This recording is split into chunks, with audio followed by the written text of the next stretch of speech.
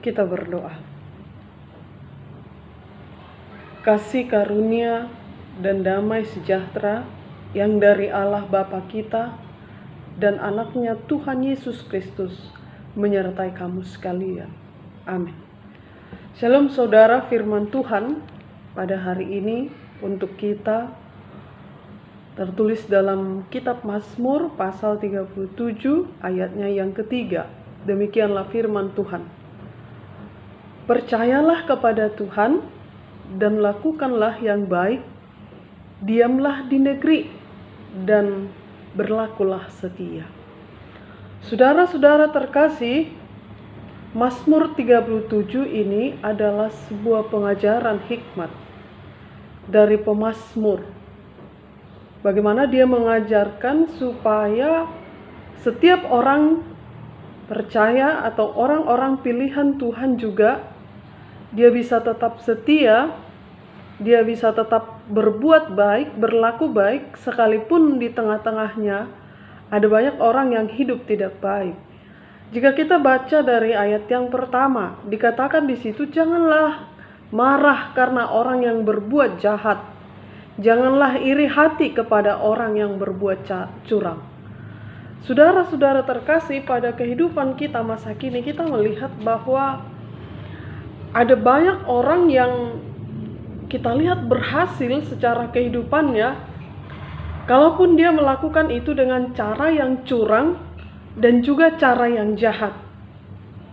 Tapi dia berhasil. Sehingga sebagai orang yang hidup jujur, taat, atau sesuai selalu dengan aturan, mungkin saja bisa jadi kita jadi kecewa.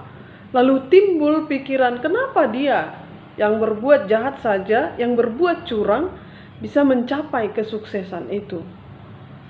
Lalu bagi sebagian orang yang tidak mampu bertahan atau imannya tidak kokoh, bisa saja dia akan menjadi mengikuti dan menjadi serupa.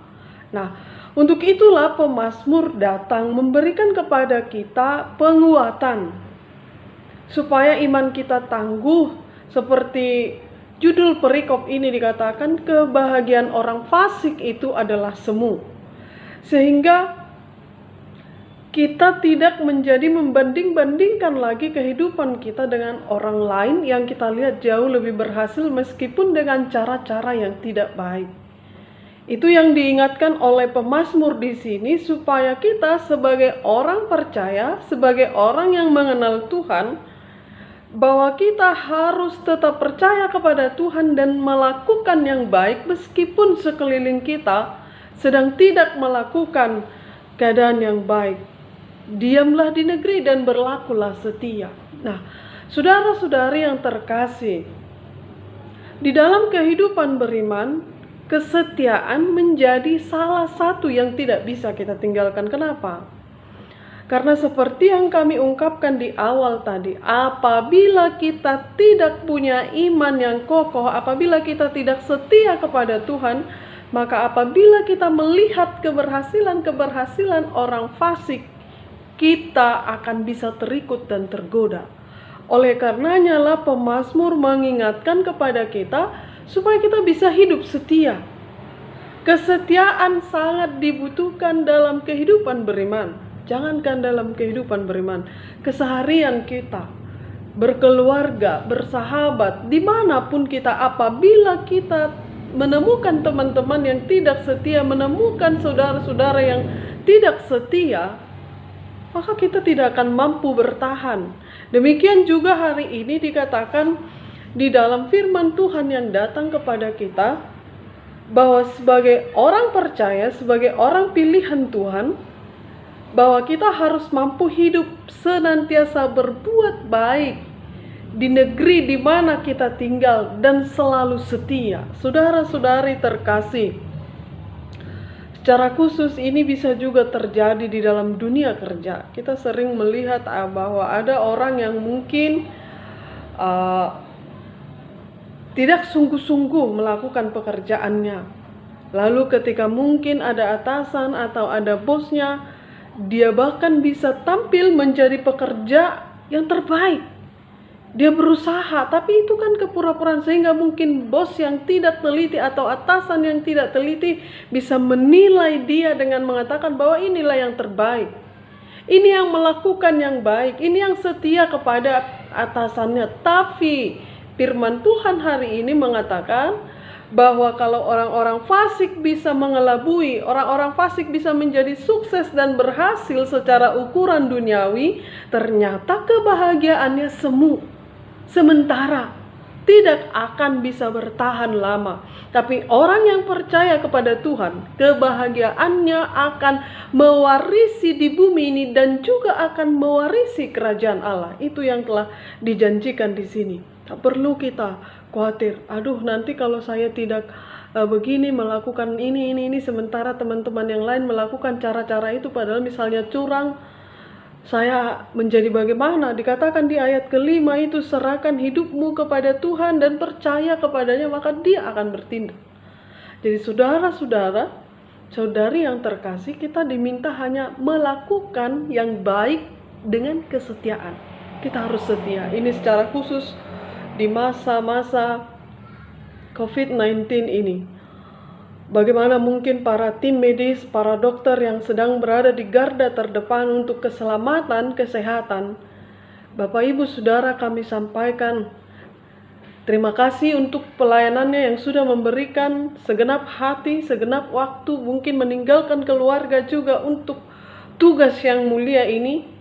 Lakukanlah dengan baik dan setia.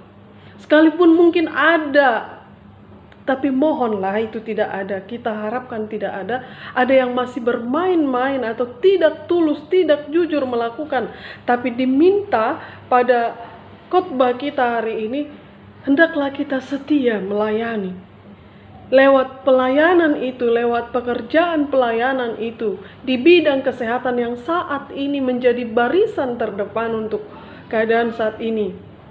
Layanilah dengan setia. Layanilah dengan setia. Kita ini terpanggil untuk melakukan pelayanan menurut profesi kita masing-masing. Jadi ketika kita ditempatkan dalam pekerjaan kita itu, itulah pelayanan kita kepada Tuhan. Dan tidak akan pernah sia-sia. Jerih payah dan orang yang benar-benar tulus dan setia melakukan pekerjaannya di hadapan Tuhan, apalagi itu pekerjaan baik, tentu Tuhan akan memberkati. Kiranya Tuhan memberkati kita semua dimanapun, secara khusus kepada para tim medis dan para pemerintah yang saat ini sedang berjuang bersama-sama dengan kita melawan COVID-19. Marilah kita sama-sama melayani dengan prinsip juga kesetiaan. Amin. Tuhan memberkati. Kita berdoa. Terima kasih Bapa, terima kasih Yesus buat firman Tuhan hari ini yang telah menyapa kami. Di tengah-tengah kehidupan ada mungkin banyak kami lihat keberhasilan semu. Tapi firman Tuhan hari ini mengajarkan kepada kami supaya kami menanti-nantikan yang Tuhan berikan yang terbaik kepada kami.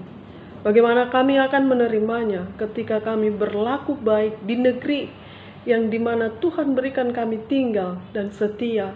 Hendaklah kami Tuhan melakukan pekerjaan kami dengan baik, dan itu sebagai pelayanan kami kepada Tuhan.